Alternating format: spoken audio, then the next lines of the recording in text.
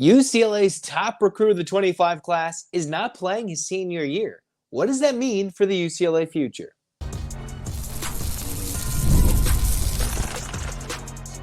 You are Locked On UCLA, your daily podcast on the UCLA Bruins. Part of the Locked On Podcast Network, your team every day. Welcome, everybody, to this edition of the Locked On UCLA podcast. I'm your host, Zach Anderson-Yoxsimer. Thanks for making this show your first listen each and every day. It's free wherever you get your podcast, and it's available on YouTube. Like, comment, subscribe. Thanks for your support. This episode is brought to you by FanDuel. Place your first $5 bet, and you'll get started with $200 in bonus bets guaranteed. Visit FanDuel.com to get started. And where we get started is, yes, if you're watching on YouTube, the stash is back for a limited time only. Unless the Bruins go on a winning streak football-wise, then maybe it's got to stick. But for now, the dirty stash is back for a limited time. In the meantime, UCLA's top recruit, Madden Iamaleava, transferred from Warren. He is the top recruit for the UCLA 25 class, and if he's maybe percentage points beside someone else, depending on the recruiting database you use, he is the starting quarterback, hopeful for a UCLA future, whether it's his freshman year, sophomore year. That is the expectation. Well, he was deemed ineligible with, as we've already detailed, a transfer once, twice, three times over. His brother, Nico, and his sisters have gone back and forth in various times during their high school careers from Warren to Long Beach Poly, and then for Madden went back to Warren, only to go now back to Long Beach Poly. He played his first game. They lost with Warren. It's both him and UCLA top receiver, one of the top receivers in the class, Jace Brown, that transferred together. But so far, I think the jury is out. The CIF Southern Section, and mind you, the CIF has many fun cases. I know the Southern Section is not the same as the City Section, but so far CIF has funny, unique ways to handle transferring. In the Southern Section, the Long Beach Poly Jackrabbit is not able to play his senior season, which means that the top recruit for UCLA potentially would have 0 reps, limited reps in his senior season. I know kids sometimes forego, and I know there's a COVID class, a few years ago, and some guys will just jump early, go enroll in college early, but it's rare. And I think these kids, regardless of how early they commit, for Madden back in May, he needs his reps to play the game. How are you going to expect a quarterback, and currently this is the Eric Bieniemy setup, you've got to be able to play the game and handle the game mentally. All right, if UCLA is going to keep Eric Bieniemy, I'm not sure where they're going to go after this year. That's not the part of this podcast. It's a complicated offense to learn, which means you have to be extremely developed and play as many snaps as possible to get a fully developed quarterback, at least in his high school age, coming to UCLA in his freshman campaign. And I'm not sure if he can transfer this much, if he'll finish his high school schooling quickly enough to maybe leave school early and get to UCLA in the winter and come early for what could be and should be, I think, Deshaun Foster's second year at the helm, and probably with Eric Bieniemy as well. Now, that's a whole other topic on its own right. It is unfortunate that, hey, what does this mean for the future? You're going to have a quarterback that probably hasn't played in close to 2 years, maybe 3 years, by the time he takes his first real UCLA snaps, if he is deemed the quarterback of the future. And with what UCLA has after Garbers, this is Garbers' senior campaign. All right. He has played in nearly 4, and I'm expecting him to play again. He's not going to redshirt. He's not going to stick around for 6 years and do something funky or use a COVID year, right? He's already a redshirt senior, so I'm not sure how the COVID year could really apply to him anyways. You're going to have Justyn Martin, who I believe still has a year or 2 of eligibility left, right, after this season. He's been around in the program a few years, utilized the redshirt year, and all the debate now is for Martin to get the job currently. And I think for the Martin camp and for the fans who want Martin to start right away over Garbers and see what you have for the future, as I've already mentioned on this podcast with the reaction after the Penn State game and the Monday episode as to who should be QB1, this is shaping up to be a little different but similar to the Dante Moore situation, which, after it's all said and done, we learned what we had, a quarterback that bolted for the portal and a coach that bolted for Ohio State, and we lost both things. All right. And I know Dante threw a great ball, but Garbers ended up being the more seasoned veteran. And I think that should be the case now. But one thing I think UCLA fans, and I think I might agree with you here, to see what you have for the future, if you got a quarterback who is not currently playing in high school, I'm not sure how that's going to develop his readiness for his freshman, maybe sophomore years of college, and you want Justyn Martin to be ready for those next year or two, then yes, maybe the play him now strategy would be important for Deshaun Foster to say, hey, maybe we've got to get somebody in the portal, or we let this kid develop, and UCLA might have a good thing coming when they have winnable games coming up at the back end of this 2024 season to salvage what was a rough stretch of 4 straight losses, all versus ranked teams, tougher than expected in some, and others, the expected result. So yes, I can understand. We'll talk more Garbers versus Martin in a minute as this week, Minnesota, but I can see, hey, Martin is the one clear quarterback with so many freshmen underneath him right now that'll turn to sophomores that I'm not entirely sure will be ready to go or could really compete with Martin at this stage to a backup job. And I know earlier in the year, Deshaun Foster wasn't quick to name a backup, which made me question Martin even more. But clearly he's the backup. Clearly he's the 1B, depending on what you view Garbers as. I think of him as a strong backup to Garbers, if not, yes, in contention currently with a starting job until Ethan is completely healthy. Now back to the Madden Iamaleava point, there's still been no word on Jace Brown to this point. So you could have 2 players in your incoming class who have not played. Then yes, I've always wondered, how do high school athletes handle their senior seasons when you've committed, you've got a college home, you're probably, I'm not saying this is their case, but some kids are probably looking forward, especially if you're going to at least a UCLA or a Power 4 school, they're looking forward to that NIL deal, trying not to get hurt with the national letter of intent no longer even being in play. That's what we're going to talk about at the end of the episode. They're looking forward to a mini payday and getting there healthy, right? And that's not necessarily the case for these guys like Jace Brown or Madden Iamaleava, but you want him to play. And yes, I can't speak to the rules of everything, and I understand you can't transfer 30 times and expect to play. This isn't like the college, that's not like college sports right now. You can go transfer 20 billion times and be eligible everywhere. It's a little crazy in high school sports as well. Every time you transfer, you're not exactly going to be allowed to play, and that's not the case in Southern California at this moment in the Southern section. It's a little alarming. And I think that actually gives a greater case for Martin to start now and him winning the job for the future, for the short term, next year or 2, year and a half, maybe 3 in the future. All right. And I wonder what this might mean for a commitment. Of course, there's ways to maybe transfer and go to a prep school and do something funky and get there as well. I just wonder how this affects 2, right now officially 1, but probably 2 incoming UCLA commits with how ready they are to play heading into their first years at UCLA. Probably healthy, but playing in your high school season and graduating early to go to a college is not the same as completely wiping out a high school season that was not pulled away due to injury, but due to maybe some drama, maybe due to some off the field things, maybe whatever. I kind of already detailed what it was exactly in the reports about that, but he's not playing. Yeah, you can work out and do all the reps you want, but at some point you got to play the game to see the game. I wonder what that's going to mean. But what does all this mean exactly for the next week versus UCLA versus Minnesota? Not a lot. But according to some reports from practice, it looks like Garbers is looking a little better and might get the nod. What does that mean? We'll talk about it next.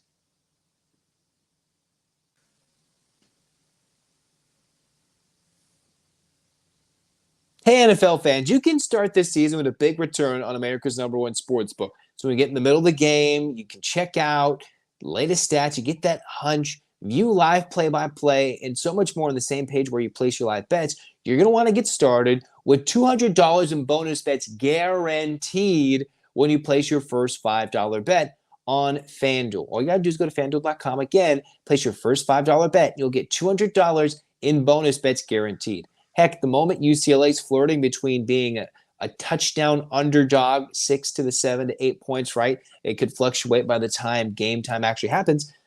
And I'm liking UCLA maybe, all right? I'm a believer. I got the bias on, hey, go check it out with FanDuel if you believe in the Bruins or if you want to bet against them. So far, 3 straight games, UCLA's covered the spread as a more than 3-point underdog they've covered. So check it out. FanDuel.com, America's #1 sports book.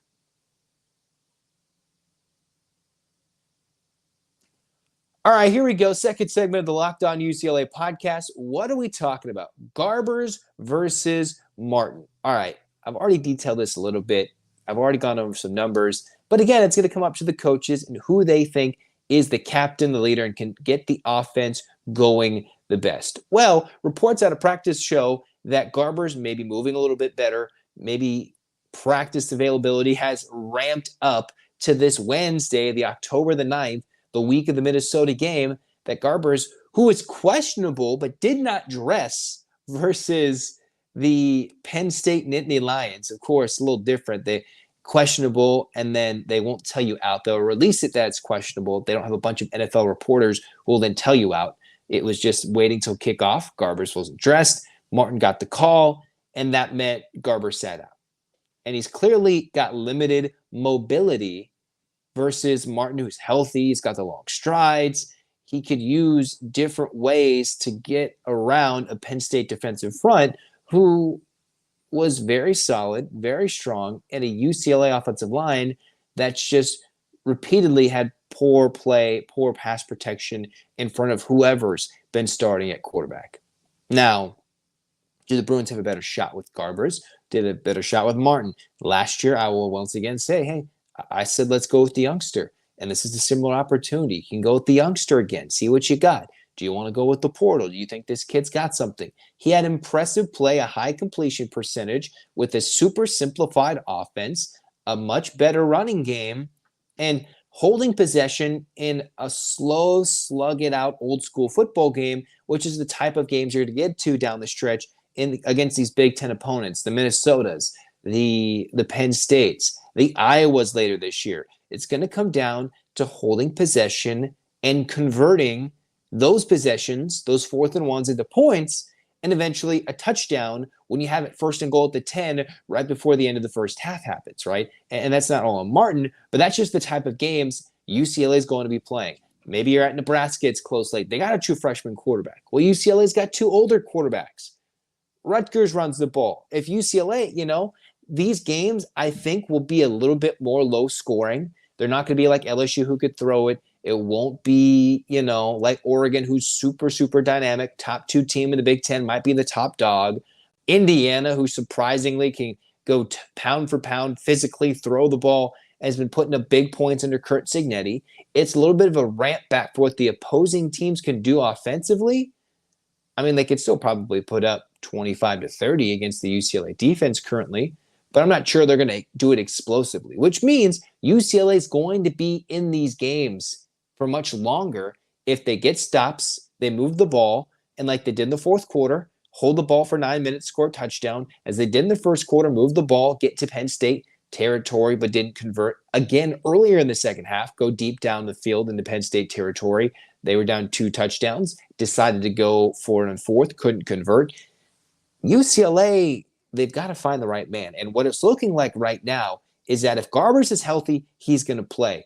And if he's healthier, if he's closer to an 80%, he might get that starting nod, much to the dismay of everybody in the UCLA fan base.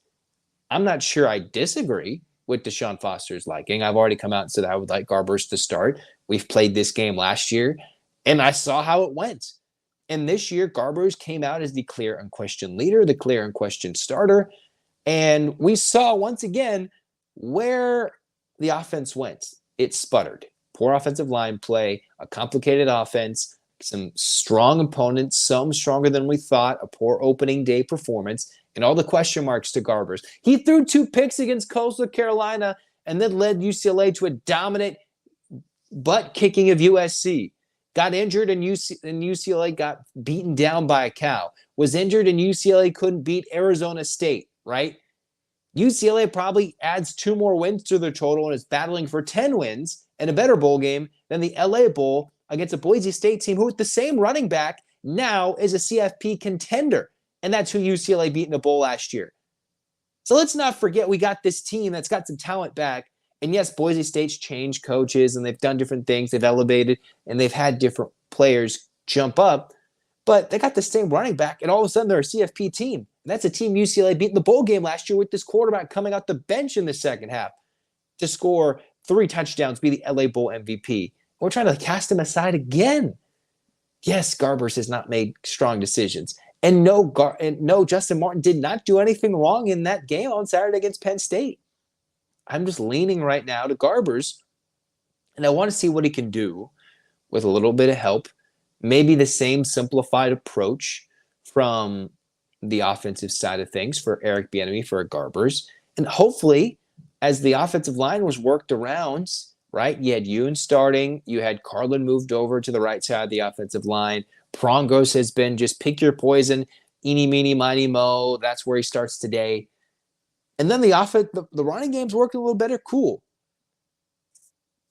Right? If you got 2 quarterbacks, you got none. And I think UCLA has one and one developing. I'm not going to rehash this debate again, but it is looking, apparently out of the reports from practice, that it might be Garbers. But again, they're not going to tell, UCLA is not going to say anything. Deshaun Foster is not going to say anything. It's not like preseason when the Big Ten mandated that you have to have a game day report. Under no circumstances are they going to get PJ Fleck, the coach that did want to come to UCLA and now is apparently all Minnesota all the time about his best 2-3 team in the country, that I think UCLA can take down at home. There's going to be a loud and larger Golden Gopher contingent than I would want to see, but the Bruins will come to play, I think, this week. And again, this is the game where we're going to circle, dang, this could be ugly. If Minnesota, who yes, did just beat USC, fought hard late to give Michigan a game, who did just lose to Washington on the road, by the way, fought hard to give Michigan a game, did stumble against a North Carolina team in week 1. What is this team? Are these two-win teams battling it out, and on a 10-game battle, each team would win 5, depending on home field and neutrality and on-the-field calls? Or is this a game where UCLA is going to have to play perfectly, 100%, to beat Minnesota, and it all depends on who starts at quarterback? I'm not entirely sure it's that dramatic, but I'd like to give Garbers another shot. And then if Garbers gets that shot at 85% health, then we'll know, oh, the other guy's really good. But we just played this game last year. Like, we just did it at quarterback. I don't want to do it again. We saw how it played out. Garbers got made and played much better. And until Martin makes his first mistake, if he's not throwing pick sixes like Dante, then yes, he's going to get the Garbers critics are going to grow louder until Martin starts. And I can already see it. Martin. It seems like mostly in the comments, y'all like Martin. And I see it, and I hear it, and I understand it. But I do think Garbers should start if healthy this week. Now they get blasted, then we have our answer. Because UCLA is 1-4 right now, all right? They're not looking like a team that's bowling. Let's get a good evaluation of which quarterback is better and still have a lot of games left that are still winnable, and they can put their best foot forward while developing for the future. That's my thought. It's my thought. In the meantime, what we're going to talk about next is the future. How does recruiting look with the elimination of the national letter of intent? Talk about that next on Locked On UCLA.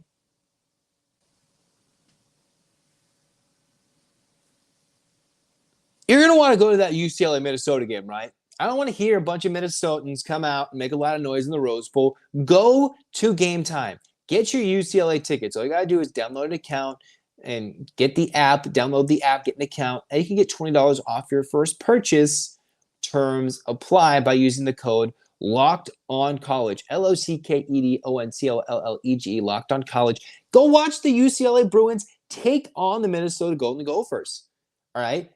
For the first time this season, UCLA apparently at home is not playing a ranked team. It's only the second time all season UCLA is actually not playing a ranked team at this moment. So go get the Bruins, their first home win of 2024. Celebrate Deshaun Foster's hopeful first win. At least go celebrate. Don't let us get outnumbered by Golden Gopher fans. Go to Game Time and see where you're going to sit with the panoramic views. Get the lowest price guarantee or Game Time will credit you 110% of the difference. Again, that's Locked On College on the Game Time app for $20 off your first purchase. Take the guesswork out of buying tickets with Game Time. Again, download Game Time today. What time is it? It's game time.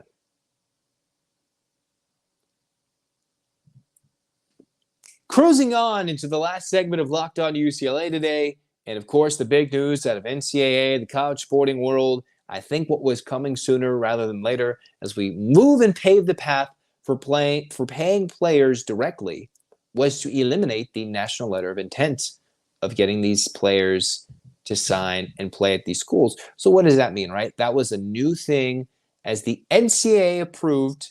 I'm reading this off of, there's many different ways you can read it. This was a NLI program. It doesn't help, sidebar, it doesn't help that we have an NIL that's going to replace the NLI, and I don't know what to buy, and I got a brain that's going to turn into fry. Like, what? I'm just an average guy. I'm not that sly.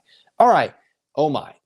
So in 1964, the NLI, the National Letter of Intent, this is what every athlete would sign. When you're going to signing day, this is what they'd sign with the intent of going to the school as an agreement for the school to help with the money, the financial aid. It's an agreement in aid to get the athlete to go to school there, whether it is a full scholarship, partial scholarship, something. That's generally what it meant.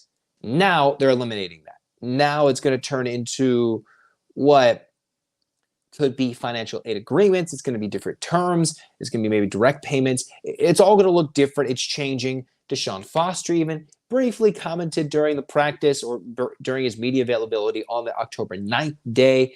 It is what it is. Also, here are some new rules to establish too. This affects the transfer portal. Under the new rules, transfer athletes will be allowed to sign with a new school after they formally entered the portal. Once a prospect is signed a written offer of the athletic aid, all other schools will be prohibited from recruiting communications. All right, so this is what I'm reading. It's different. There's a settlement coming up from former and current athletes that are suing the NCAA that are trying to win $2.8 billion in damages that have kind of pushed this movement forward.